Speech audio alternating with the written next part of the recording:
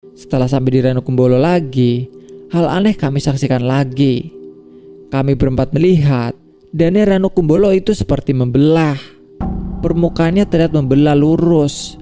Tepat di tengah seperti ada sesuatu yang baru lewat di situ. Selamat malam, selamat siang, atau selamat pagi. Apa kabar kalian semua? Semoga kalian dalam keadaan baik-baik saja. Berjumpa lagi bersama mahasiswa siluman.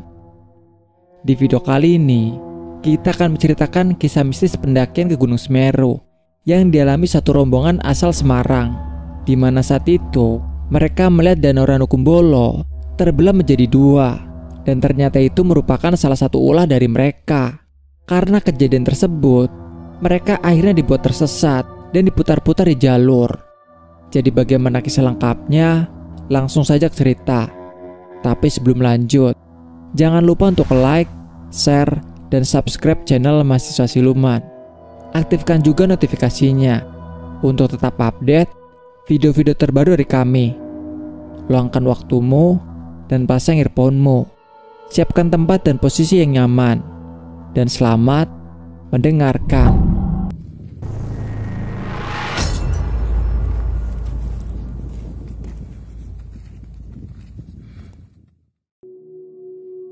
Tiga tahun lalu, kami berangkat ke Gunung Semeru. Kami rombongan ada 4 orang. 3 orang berangkat dari Semarang. Saya, Sahrul, dan David. Sedangkan yang satu adalah Tika dari Bandung. Dan kita berempat bertemu di stasiun Malang Baru.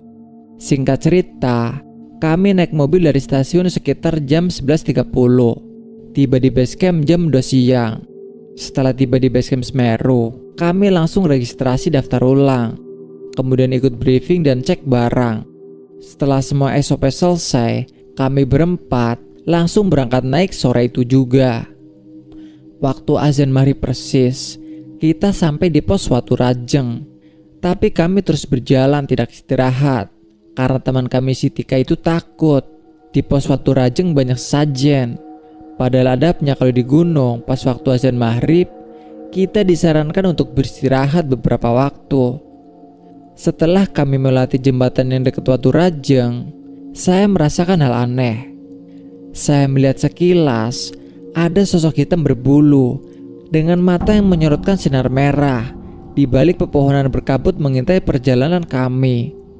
Kemudian tiba-tiba di saat itu juga, bibir saya yang sebelah kiri tiba-tiba tak bisa digerakkan, seperti ada hal aneh yang menempel di sebelah kiri saya. Langsung seketika, saya minta berhenti untuk sekedar istirahat. Badan saya semakin lemas, tengkuk kepala saya semakin berat. Saya sembari berdoa waktu itu sebisa saya, baca ayat kursi dan lain-lain.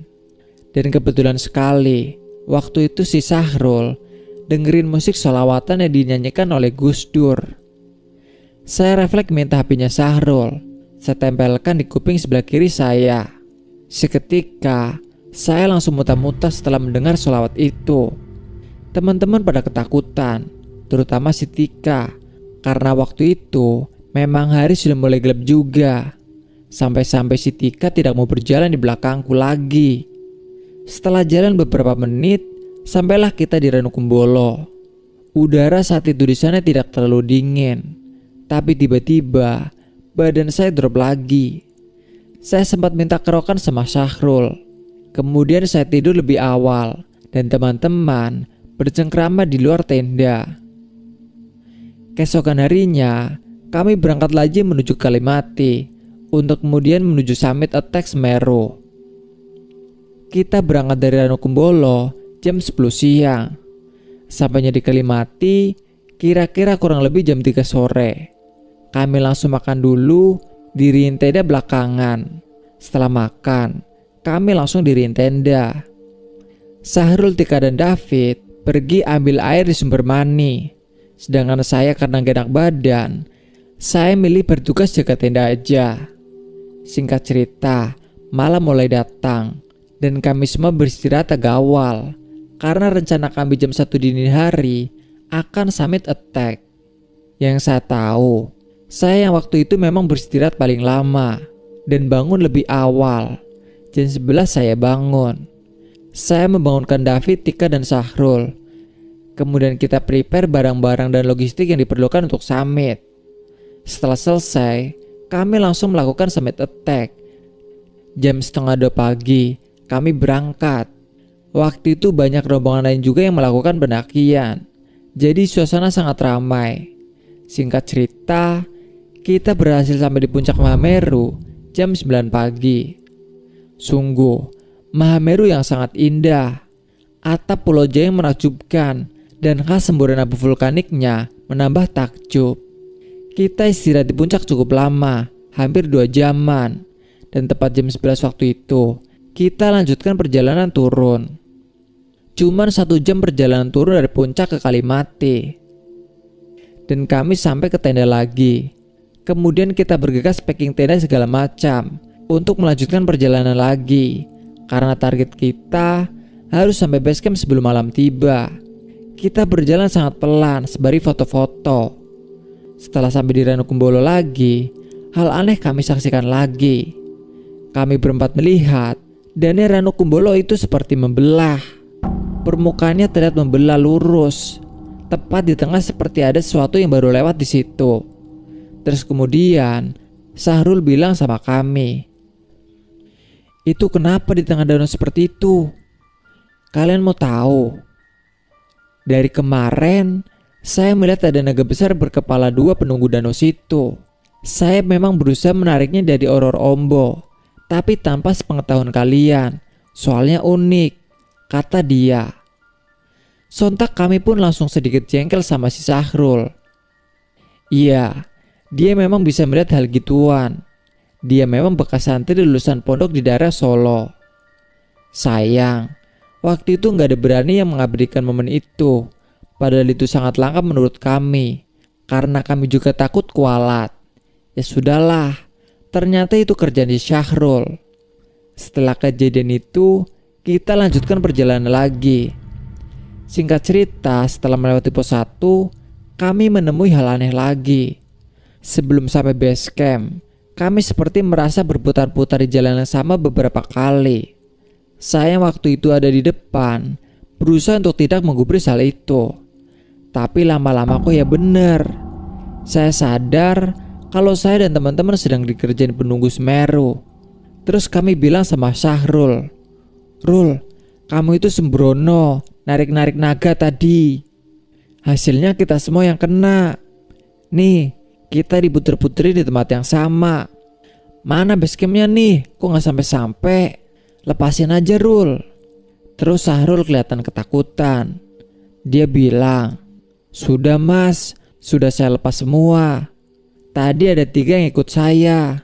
Cuman sekarang udah tak lepas semua. Gak tahu ini kok bisa begini. Ya maaf, ini memang salah saya," kata dia. Terus kita berhenti sejenak karena suasana mulai panik. Kami menunggu agak lama, tapi gak ada satu pendaki yang lewat di jalan yang kami lalui. Aneh, padahal waktu itu gunungnya juga ramai, dan yang turun juga bukan kita aja setahu kami. Saya nyalain sebatang rokok. Teman-teman juga saya sarankan berdoa sebisa mungkin. Kemudian saya tiba-tiba sempat teringat pesan orang tua. Kalau kesasar di gunung, cara pertama kali adalah copot sepatu, biar telapak kaki kita nempel di tanah. Filosofinya adalah dari tanah kembali ke tanah, terus disambati minta jalan yang lurus sama Allah, sambil dibacain sholawat terus.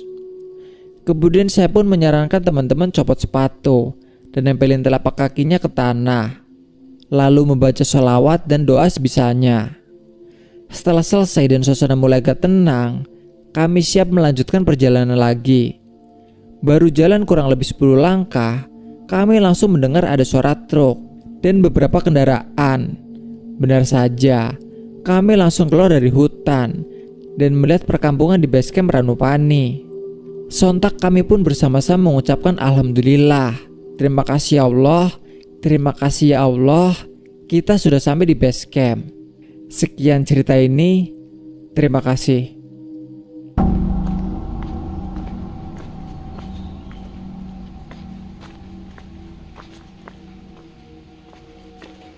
Jika kalian punya cerita mistis atau ingin menjadi narasumber langsung, kalian bisa langsung menghubungi kami melalui DM Instagram atau email yang tertera di bawah. Semoga video ini menghibur dan bermanfaat. Sampai jumpa di video kami selanjutnya. Salam lestari, mahasiswa siluman.